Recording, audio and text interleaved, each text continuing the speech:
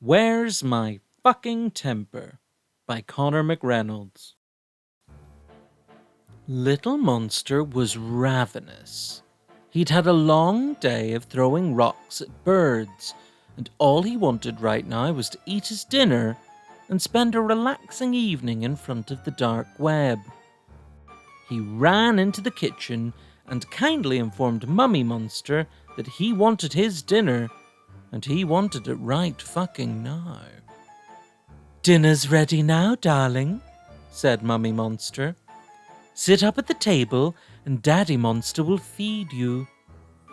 Little Monster hopped up into his chair, ready for a bit of nosh.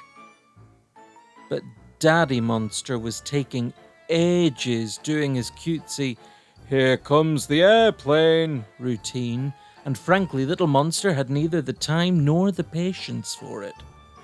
"Just give me my goddamn dinner!" screamed Little Monster. Mummy and Daddy Monster were shocked.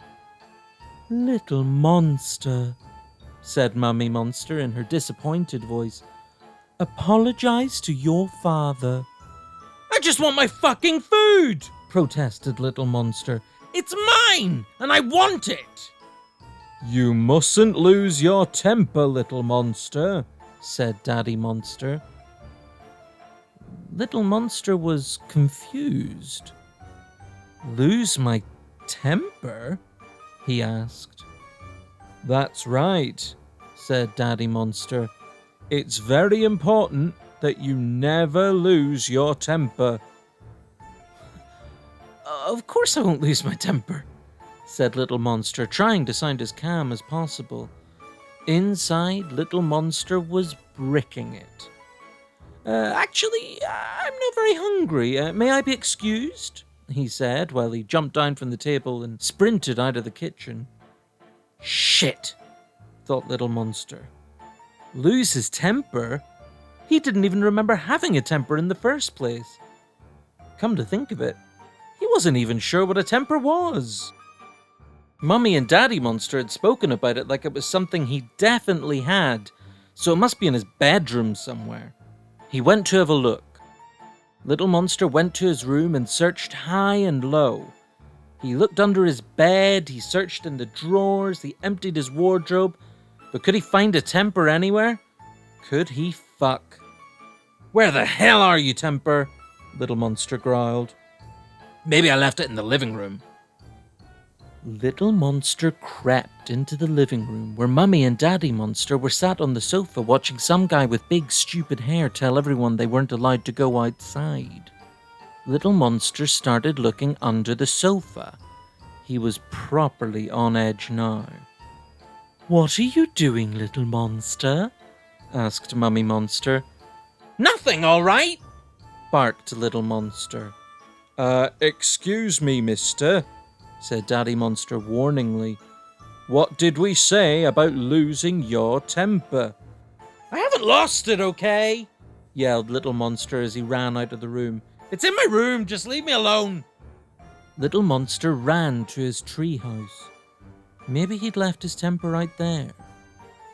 If it was so bloody important not to lose his temper, why hadn't Mummy and Daddy Monster been clearer with him when they gave it to him? This was their fault, really. He looked around. Aside from some sweet wrappers and a few copies of the Daily Mail, he couldn't see anything else. Maybe an immigrant had stolen his temper. Little Monster went back inside and called his best friend from the landline. He'd lost mobile phone privileges after Catfish Gate. "Hello?" said Frankie Stein as she picked up the phone. "Frankie!" Little Monster said urgently. "Have you seen my temper anywhere?" "Your what?" asked Frankie confusedly. Frankie might have been his best friend, but she was profoundly stupid. Clearly, she wasn't going to be any help. Never mind," said Little Monster.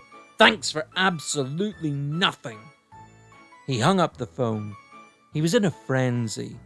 Mummy and Daddy Monster were going to be so mad. He had no choice. He'd have to run away. Little Monster packed a bag with the essentials and walked out. His family were the bane of his goddamned existence, but in a funny way, he supposed he was going to miss them. He walked out into the cold, rainy night. Not far from home, he saw a slippery-looking character. "Are you lost, kid?" said Slippery Character. "No," said Little Monster. "I lost my temper, so now I've had to run away from home. I can't go home until I find it." Little Monster started crying. "Jesus, kid, man up," said Slippery Character, clearly uncomfortable at the sight of another male crying. "If you've lost your temper, I can get you a new one." "You can?" asked Little Monster hopefully. Slippery Character kindly walked Little Monster to a nearby ATM, where Little Monster emptied his savings account and gave the money to Slippery Character. "Just go home and get in touch with this fella," said Slippery Character, handing Little Monster a piece of paper with an email address scrawled on it. "You tell him Slippery sent you." "I will," said Little Monster elatedly. "Thank you, mister."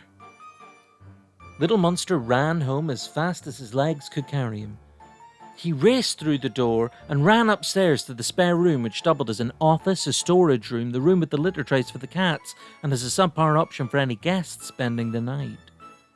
Little Monster opened his parents' laptops, ready to send his email and get a new temper, but... "Password?" said Little Monster indignantly. "When did we get a fucking password on the computer? For fuck's sake! Why can't anything just go my fucking way for once? God damn it!" Little Monster turned to see Mummy Monster and Daddy Monster stood in the doorway. "What did we say about losing your temper, Little Monster?" asked Daddy Monster. "I'm sorry, okay?" screamed Little Monster, who was now purple in the face and frothing at the mouth. "I'm sorry. I have no fucking idea where my temper is, okay? Obviously it's important to you, and now I've lost it. I've looked everywhere, but can't find it for love nor fucking money, alright? So do your worst, because clearly I've screwed up. I've lost my fucking temper, and I have no bastarding idea where it's gone." Mummy and Daddy Monster stared at Little Monster. Their jaws dropped. "Little Monster," said Daddy Monster, "your temper isn't an actual object. To lose your temper means to get angry." Little Monster stared. "Huh?" "We just don't want you to get angry, Little Monster," said Mummy Monster. "You've been acting like a right prick." Little Monster finally understood. "Oh, right," said Little Monster, feeling a little embarrassed. "I see. Yeah, of course. Oh, sorry about that. Goodness me, what a horrible misunderstanding this whole thing's been. I feel a bit..." Little Monster stopped. He realized something. "That slippery bastard stole my money!"